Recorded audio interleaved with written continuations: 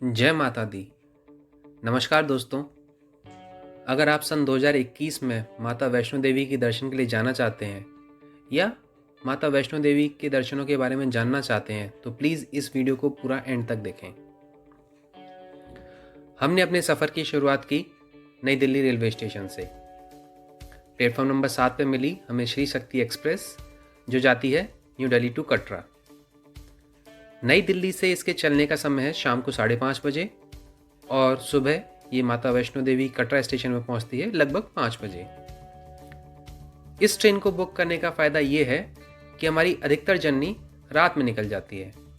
हम रात में सोते सोते जाते हैं दिल्ली से और सुबह कटरा पहुंच जाते हैं। इसी बीच हमने लिया एक छोटा सा मैगी ब्रेक और ट्रेन ऑन टाइम चली और करेक्ट 8:15 बजे ये पहुंच गई अम्बाला कैंट। अम्बाला कैंट पे इसका हॉल्ट लगभग 10-15 मिनट का होता है। उसके बाद हम सुबह ठीक 5 बजे पहुंच गए श्री माता वैष्णो देवी। मगर ये क्या, जैसे ही हम वहाँ पहुँचे तो वहाँ 1 किलोमीटर लंबी लाइन लगी थी। समझ में नहीं आ रहा था हो क्या रहा है। फिर पता चला कि अच्छा, अब हर पैसेंजर्स की कोविड टेस्टिंग हो रही है कटरा में एंट्री करने से पहले। ये बात हमें पहले नहीं पता थी, इसलिए हम भी लाइन में लग गए। लाइन में लगे रहे और जो लोग आते रहे वो भी लाइन में लगते रहे। आप देख सकते हैं वीडियो में आगे पीछे दाएं बाएं बस लाइन ही लाइन है। हम भी लाइन में लग गए। क्या करते, धीरे धीरे धीरे धीरे लाइन बढ़ती गई और लगभग 1 घंटे लाइन में लगने के बाद हम पहुंचे अपने नंबर पर। आप देख सकते हैं आगे कैसे बूथ्स बने हुए हैं, उसमें कोविड टेस्टिंग चल रही है। धीरे धीरे हमारा भी नंबर आया, हमारा भी कोविड टेस्ट हुआ और कोविड टेस्ट कराने के बाद फिर एक लाइन उसकी रिपोर्ट देने के लिए। थोड़ा सा मिसमैनेजमेंट है वहाँ पर, भीड़ ज़्यादा है, एकदम से ट्रेन आती है, काफ़ी सारे यात्री उतरते हैं तो थोड़ा सा मिसमैनेज हो जाता है। बट फिर भी इतने सारे लोगों को मैनेज करने के लिए ओवरऑल वहाँ पर अच्छा इंतज़ाम है।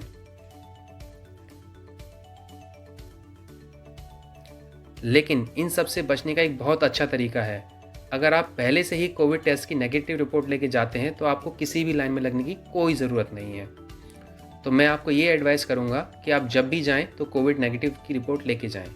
उसके बाद हमने चेक इन किया अपने Jammu and Kashmir tourism development corporation के गवर्नमेंट होटल में।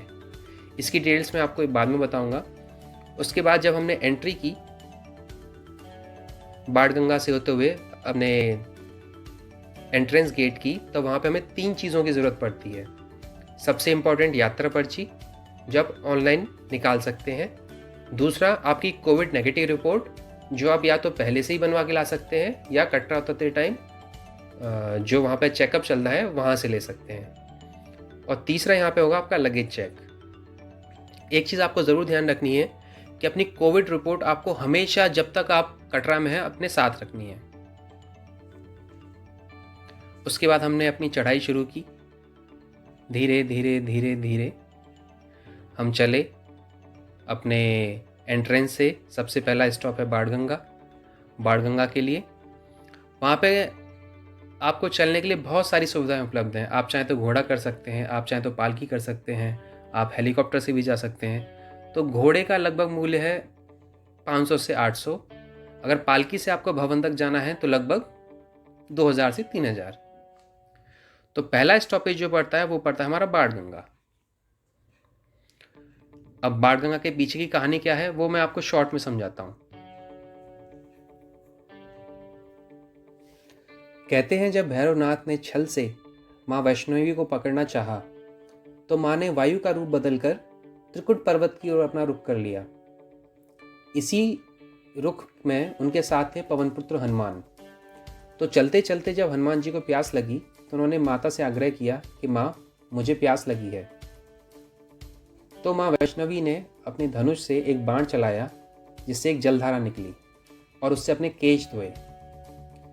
क्योंकि माँ वैष्णवी ने बाण से चलाकर ये जलधारा निकाली थी इसलिए इस जगह का नाम पड़ गया बाणगंगा। कहते हैं इस पवित्र जल को पीने से और इसमें स्नान करने से जो भी यात्री होते हैं, जो भी श्रद्धालु होते हैं, उनकी सारी थकावटें और तकलीफ़ें दूर हो जाती हैं। बाणगंगा बहुत ही अच्छी जगह है, आप चाहें तो वहाँ स्नान कर सकते हैं। अगर आपके साथ फैमिली है, छोटे बच्चे हैं तो उसमें नहा सकते हैं। बहुत ही ठंडा और अच्छा पानी इसमें होता है। आप देखेंगे काफ़ी लोग उसमें नहा रहे होंगे। बिल्कुल शुद्ध जल होता है, आप जब इसको पिएंगे तो इसकी शुद्धता का आपको एहसास होगा।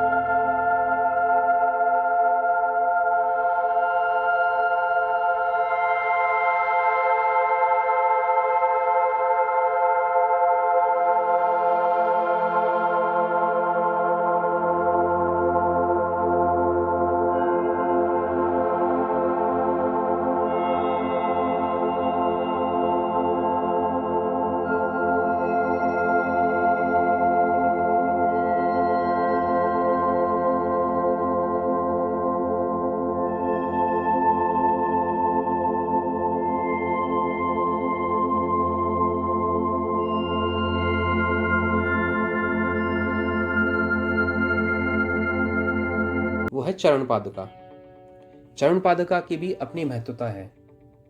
कहा जाता है कि जब भैरवनाथ माता के पीछे पड़ा हुआ था तो सबसे पहला स्टॉप जो माता ने लिया वो लिया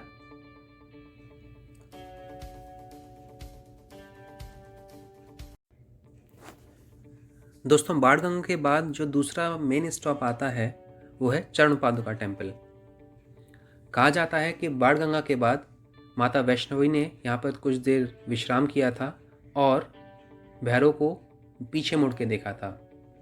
तो जहाँ उनके कदम पड़े उसी जगह बना है ये चरण पादुका मंदिर।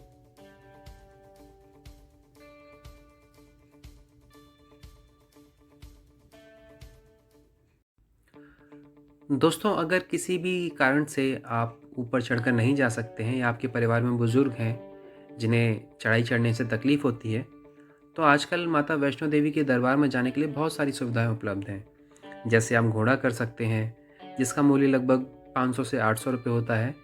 आपकी नेगोशिएशन स्किल्स पे डिपेंड है, आप कितना कम रेट करा सकते हैं। उसके बाद अगर कोई बुज़ुर्ग हैं जो घोड़े पे भी नहीं बैठ सकते हैं तो उनके लिए पालकी की सुविधा है, जिसे 4 लोग उठाकर चलते हैं।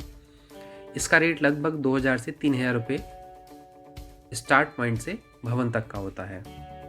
आप चाहें तो हेलीकॉप्टर की भी यात्रा कर सकते हैं, जो आपको कटरा हेलीपैड से सांजीछत हेलीपैड तक पहुंचाता है, जिसका मूल्य है टिकट का लगभग 1000 रुपये। चरण पादुका के बाद जो नेक्स्ट स्टॉपेज है वो है अर्धकुंवारी।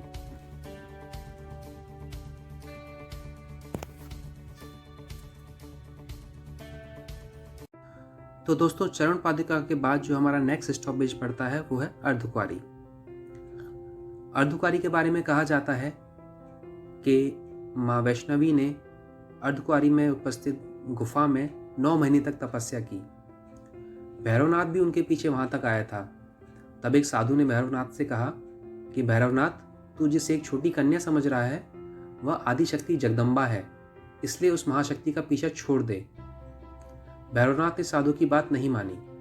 तब माता वैष्णवी ने गुफा की दूसरी ओर से मार्ग बनाकर वहां से निकल गई। यह गुफा आज भी अर्धकुंवारी या आदिकुंवारी या गर्भजून के नाम से प्रसिद्ध है। अर्धकुंवारी पर पहुंचने के बाद आपको अर्धकुंवारी से भवन जाने के लिए बैटरी ऑटो मिल जाएंगे, जिसकी बुकिंग आप ऑनलाइन भी कर सकते हैं या वहां पहुंचकर मौजूद काउंटर से भी करा सकते हैं। पर पर्सन जो अर्धकुंवारी से भवन तक पहुंचने का किराया है वो है 354 रुपये, लगभग 350 रुपये। ये बैटरी ऑटो आपको 10 से 15 मिनट में अर्धकुंवारी से भवन तक पहुंचा देते हैं। जैसा कि आप देख सकते हैं, इस टाइम हम बैटरी ऑटो में बैठे हैं और ये बैटरी ऑटो हमें ले जा रहा है भवन की ओर। जो लोग पूरी यात्रा नहीं कर सकते हैं उनके लिए सबसे अच्छा ऑप्शन ये है कि वो स्टार्ट पॉइंट से अर्धकुंवारी तक पैदल आएं और अर्धकुंवारी से अपना बैटरी ऑटो बुक कर लें, जिससे उन्हें ज़्यादा थकान भी नहीं होगी और वो कम समय में भवन तक पहुंच पाएंगे।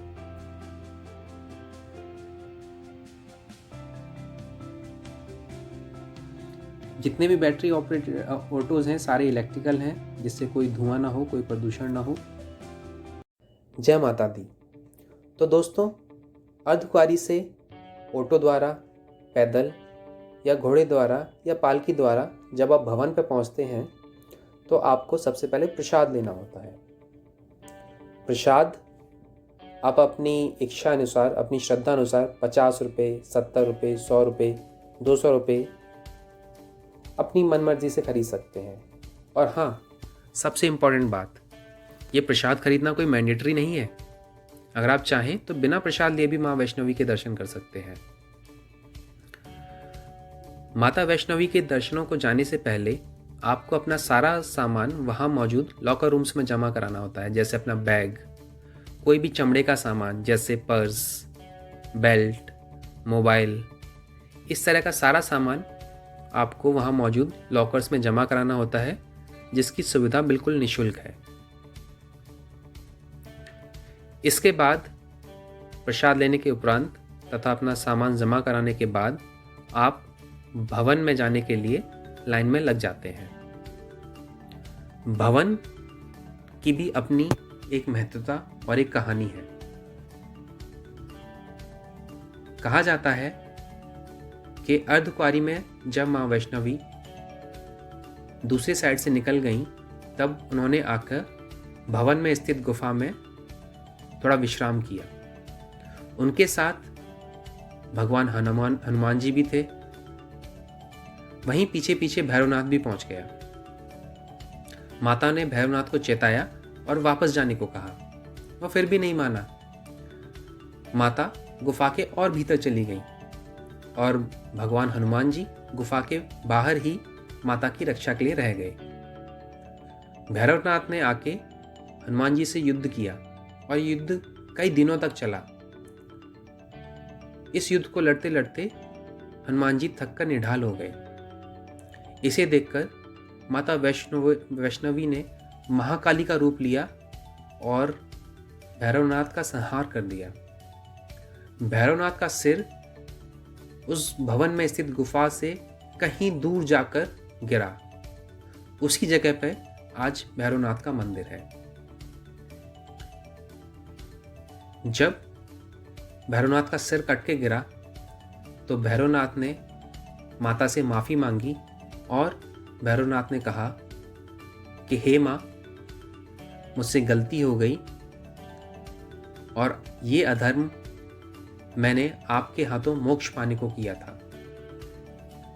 तो माँ ने कहा, हे भैरवनाथ, मेरी यात्रा कभी भी तेरे मंदिर के दर्शन के बिना पूरी नहीं मानी जाएगी।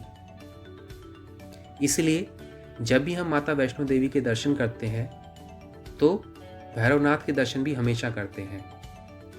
कहा जाता है कि भैरवनाथ के दर्शन के बिना माँ वैष्णो देवी की दर्शन अधूरे हैं। माँ का यही वरदान था और भैरवनाथ का मंदिर और भैरवनाथ माँ के साथ हमेशा अमर हो गए। दोस्तों, जब आप भवन में जाएंगे तो वहाँ सबसे पहले आपको गुफा दिखेगी, जिस गुफा का वर्णन अभी मैंने किया। ये वही गुफा है जहाँ पर माँ वैष्णवी ने भैरवनाथ का सर धड़ से अलग किया था। उसी गुफा से आगे जब थोड़ा हम चलेंगे तो हमें 3 पिंडियों के दर्शन होंगे। इसमें दाएं हैं महाकाली, बीच में माँ महासरस्वती और सबसे बाएं माँ महालक्ष्मी। इन्हीं तीनों के सम्मिलित रूप को हम माँ वैष्णो देवी कहते हैं। जो सबसे बाएं हैं वो है माँ महालक्ष्मी, जो मध्य में है वो है माँ महासरस्वती और जो सबसे दाएं हैं वो है माँ महाकाली। इन्हीं तीनों के दर्शन को, इन्हीं तीनों के स्वरूप को हम माँ वैष्णो देवी कहते हैं।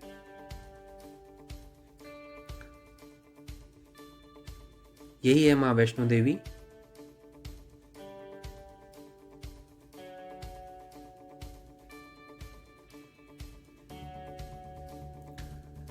माँ वैष्णो देवी के दर्शन पूरे करने के बाद हमारा अगला पड़ाव है भैरव बाबा के दर्शन। जैसा कि माँ वैष्णवी ने भैरव बाबा को आशीर्वाद दिया था कि तुम्हारे दर्शन के बिना मेरे दर्शन अधूरे माने जाएंगे, इसलिए हर कोई यात्री भैरव बाबा के दर्शन जरूर करता है। पैदल यात्रा लगभग 3 किलोमीटर की है, जो काफ़ी ऊंची चढ़ाई है। इसमें या तो आप पैदल जा सकते हैं या घोड़ा कर सकते हैं। घोड़ा लगभग आपसे चार्ज करेगा 200 से 400 रुपये के बीच। या रिसेंटली एक बहुत ही अच्छी सुविधा इस समय हो गई है, जो है केबल कार की, जो आपको भवन से सीधे भैरव बाबा ले जाती है, वो भी सिर्फ 100 रुपीज़ में। आपसे 100 रुपये में ऊपर भैरव बाबा के पास जा सकते हैं, वहाँ दर्शन करके आ सकते हैं और सिर्फ इसके चार्जेस हैं 100 रुपये। तो हमने 100 रुपये की टिकट ली और अपनी यात्रा शुरू कर दी केबल कार से भवन से भैरव बाबा के लिए। और ये यात्रा पूरी होती है सिर्फ और सिर्फ 3 मिनट में। जब आप केबल कार में बैठते हैं तो आसपास के दृश्य बहुत ही सुंदर होता है। आपको सारे पहाड़, जंगल सब दिखता है और ये यात्रा 3 मिनट में कब खत्म हो जाती है आपको पता भी नहीं चलता।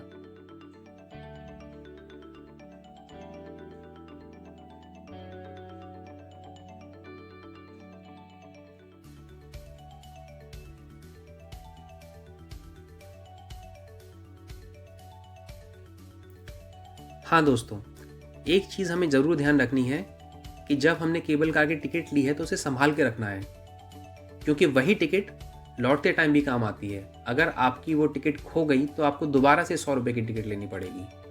तो इसलिए ये ध्यान रखें कि जो टिकट आपकी भवन से भैरवनाथ में जाने में यूज़ हुई है, वही टिकट आपको संभाल के रखनी है।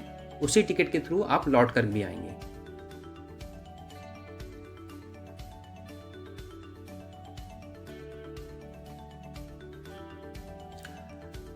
दोस्तों, लेकिन यहाँ पर एक ध्यान देने वाली चीज़ ये है कि केबल कार के होने से बहुत सारे लोगों का बहुत नुकसान भी हुआ है। आप मुझे प्लीज़ कमेंट में लिख के बताइए कि आपको क्या लगता है केबल कार के चलने से किन लोगों का नुकसान हुआ होगा। तो केबल कार की यात्रा करने के बाद हम पहुंचे भैरव बाबा के मंदिर। भैरव बाबा के दर्शन बड़ी आसानी से हो जाते हैं। वहाँ पर भवन की अपेक्षा थोड़ी कम भीड़ होती है, क्योंकि लोग ग्रुप्स में धीरे धीरे आते हैं।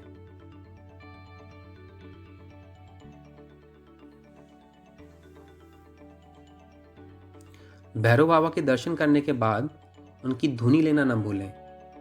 जो भैरव बाबा के मंदिर में यज्ञ होता है तो जो राख बचती है वो बहुत पवित्र होती है। लोग उन्हें कागज़ों में भर के अपने पास ज़रूर लाते हैं बोलते हैं उसमें बहुत शक्ति है।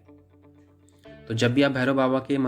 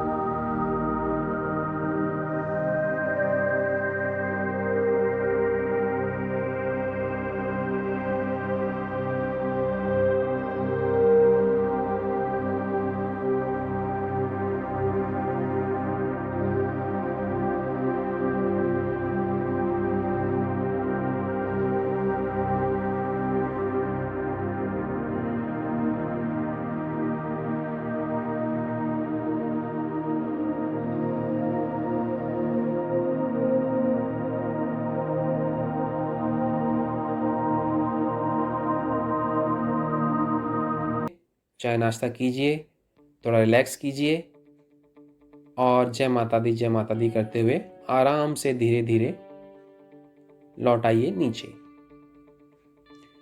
नीचे लौटकर दोस्तों हम लौट आए अपने होटल सरस्वती। ये होटल है जम्मू एंड कश्मीर गवर्नमेंट का। दोस्तों ये होटल इतना अच्छा है कि मैंने डिसाइड किया है कि इसके लिए मैं अलग से एक वीडियो बनाऊंगा, क्योंकि इसकी सबसे अच्छी खास बात यह है कि जब हम इस होटल में प्रवेश करते हैं और अपने रूम में जाते हैं तो रूम के जैसे ही बालकनी में पहुंचते हैं तो श्री माता जगदम्बे वैष्णवी का पूरा धाम बहुत सुंदर तरीके से दिखाई देता है। और ये होटल भी काफ़ी कॉस्ट इफेक्टिव है, बहुत ही सस्ता है। जब मैं इस होटल का अलग से वीडियो बनाऊंगा तो उसका लिंक आपको ज़रूर दूंगा। होटल काफ़ी साफ़ सुथरा, काफ़ी अच्छा था। जैसा हमारा परसेप्शन था सरकारी होटल है, पता नहीं कैसा होगा, साफ़ सफाई होगी या नहीं, बट उसके विपरीत ये होटल बहुत अच्छा था। अब देखिए हम होटल की बालकनी में आ गए हैं और जैसी बालकनी में पहुँचे तो माँ का पूरा भवन साफ बिल्कुल सुंदर दिखाई देता है। इनफैक्ट सुबह सुबह माँ की आरती की आवाज़ भी आती है।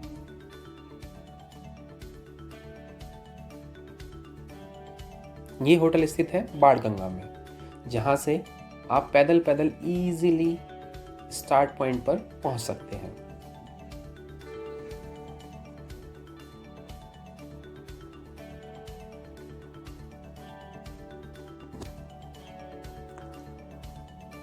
माता वैष्णो देवी की यात्रा खत्म करने के बाद अगले दिन हमने अपनी यात्रा शुरू की पटनी टॉप की। दोस्तों मेरा ये सजेशन है कि जब भी आप माँ वैष्णो देवी के दर्शन करने जाएं तो एक दिन निकालकर पटनी टॉप भी ज़रूर घूमने जाएं। हमने पटनी टॉप के लिए की टैक्सी कटरा से, जिसका आना जाना था 2400 रुपये। जब आप कटरा से पटनी टॉप जाएंगे तो रास्ते में उधमपुर पड़ेगा और उधमपुर से पहले पड़ेगा एक शनि मंदिर। जब भी टैक्सी वाले जाएंगे तो आपको उस शनि मंदिर पर ज़रूर रोकेंगे थोड़ी देर के लिए। अगर वो बाई चांस भूल जाएं तो आप कटरा में चलते समय ही अपने टैक्सी ड्राइवर को बोलिए कि हमें शनि देव मंदिर के दर्शन ज़रूर कराएं। ये पड़ता है कटरा और उधमपुर के बीच में, जहाँ पे आपको ज़रूर शनिदेव के दर्शन करने चाहिए और उनका आशीर्वाद लेना चाहिए।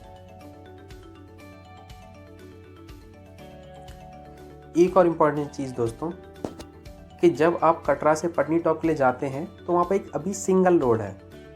ट्रैफिक इस साइड से जाता है, उस साइड से आता है, ट्रक्स भी चलते हैं, गाड़ियाँ भी बहुत होती हैं।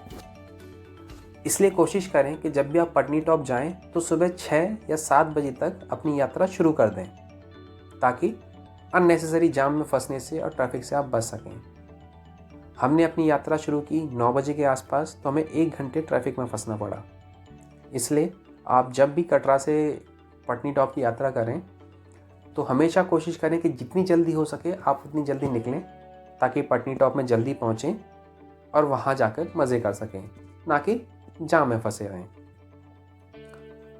जब हमने अपनी यात्रा पटनी टॉप की शुरू की तो जब हम पटनी टॉप के निकट जस्ट पहुँचने ही वाले थे तो माता रानी की कृपा से बारिश शुरू हो गई और बारिश धीरे धीरे बदल गई बर्फ में। ये हमारे लिए पहला एक्सपीरियंस था जब हमने लाइव बर्फ को पड़ते हुए देखा था।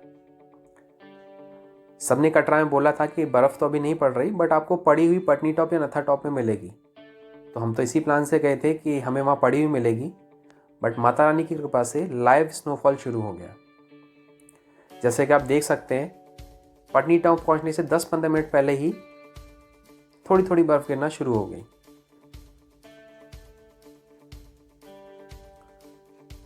और दोस्तों विश्वास कीजिए, अगर आपने अभी तक कभी अपने सामने बर्फ़ पड़ी हुई नहीं देखी है तो जब आप पहली बार इस चीज़ का अनुभव करेंगे तब दिल बहुत रोमांचित हो जाएगा।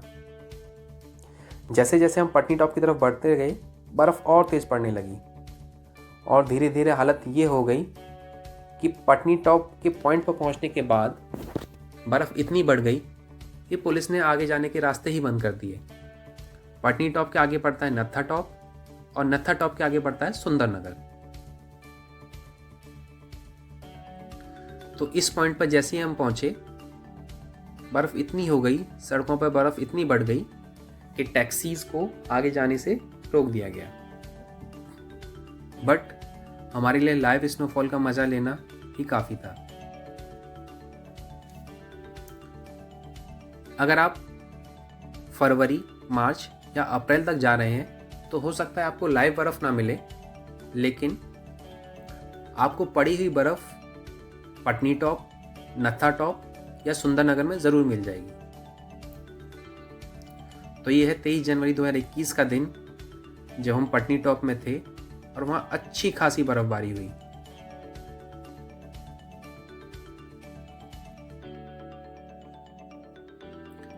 नागदेवता टेम्पल, जो पटनी टॉप और नत्था टॉप के बीच में पड़ता है, वहाँ की रोड भी बंद हो गई। बदकिस्मती से हम नागदेवता के दर्शन नहीं कर पाए क्योंकि आगे के रास्ते बंद थे। बट जो हमने लाइव स्नोफॉल का लुत्फ़ उठाया वो बहुत अच्छा था।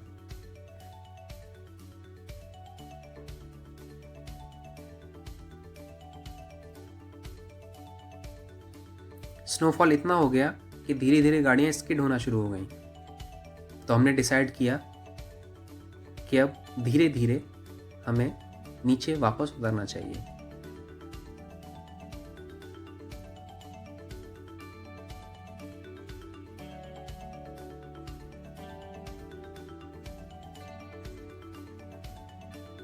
आप देख सकते हैं कितनी भारी बर्फबारी हुई उस दिन।